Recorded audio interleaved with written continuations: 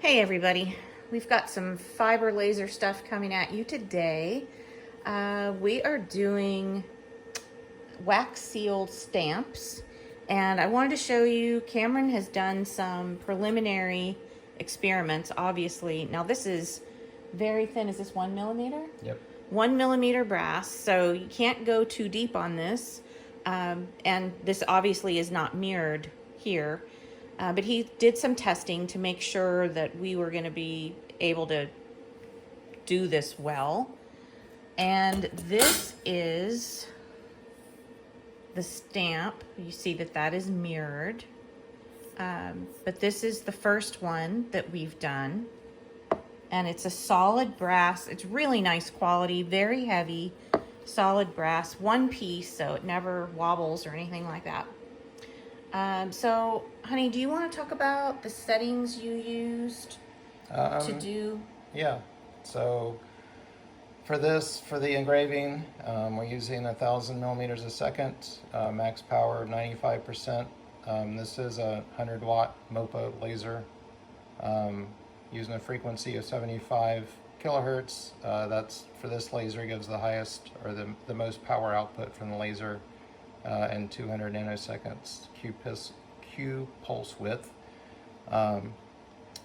We have it set up for crosshatch at 45 degrees, using about 800 lines per inch. Lightburn actually changes that number. It was 800, but it's close to it now. And we're doing 50 passes, which should give us somewhere around 1.5 millimeters, more or less. Still experimenting with that a little bit, but that seemed to work. And then once that's done, we're actually doing a cleanup pass where all the settings are the same, except we're only using 15% power. Are you at 100% on the engrave? No, I said 95, which was shown on the screen. Okay, sorry. So it's 15% here for the cleanup pass, and we're doing 2 passes. It actually cleans up pretty well with 1, but doing 2 just to be sure. Okay. And that's it for the settings. All right. You'll excuse our mess here. This is not a very clean and organized makerspace yet. Here, we're busy. Making is messy. So this is inside the enclosure. I'm going to be filming a little bit from the outside of the enclosure, and Cameron's going to have the vacuum going to help us with exhaust, because you can really smell brass when you engrave it. So you can see he's got this set up. He's ready to go. What's the black stuff around it, honey? There's just a couple of pieces of gaffer tape just to protect the sides of the brass from the vise. Oh, okay. Very good. Good idea. Provides a little cushion. Okay.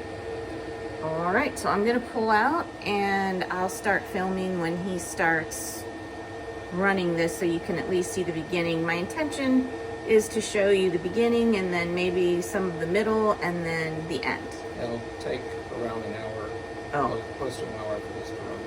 Okay, so we're not going to torture you with the whole thing. I'm just going to zip in and out.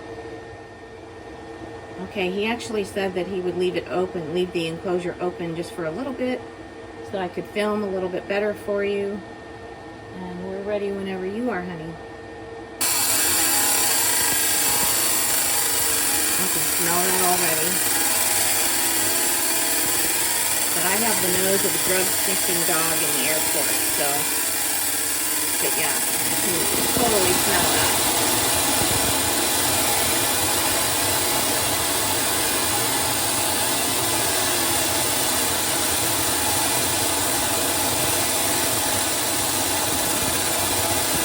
Vacuum helps with smell.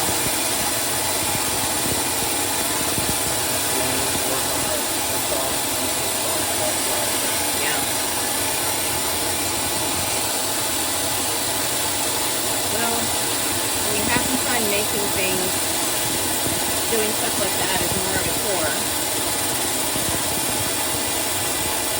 So, I'm behind green glasses, so I can't really see much of what's happening here. I'm sure you can see it better than I can. These green glasses are really dark.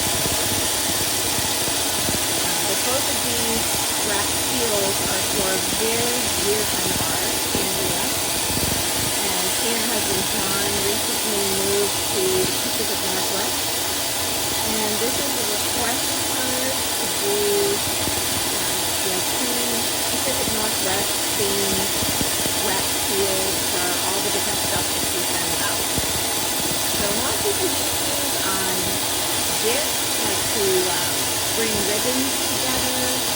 I've seen them used on wine bottles, rack seals, and if you go on to Amazon and any stationery store, there's so many cool waxes now, metallic ones, and all kinds of colors, so it's really fun. And this is what she wanted to do. So I'm going to pull out now and let this thing go, so you can at least see the beginnings of what we've got going on, and I'll come back to you. All right, we are back. I didn't film the middle of this happening because Cameron said it wouldn't look all that different from, the beginning. It's just deeper. So here's where we are prior to the cleanup passes, and Cameron is letting me film this with the door open. So this will be quick.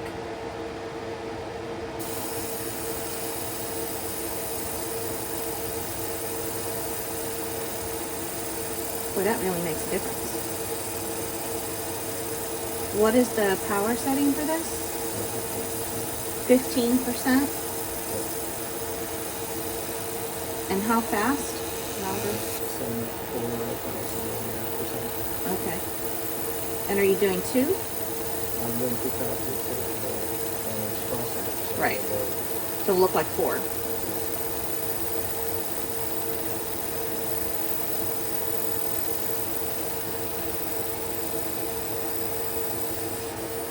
So after this happens, you do not touch this because it is very hot. And so you either pick it up with tongs and run it under water, or you wait for it to cool and then run it under water, maybe. But he'll take a Dremel to it with a wire brush on it and really clean that up. And then it'll be done. And we'll show you that when it is done. But you definitely don't want to pick that up.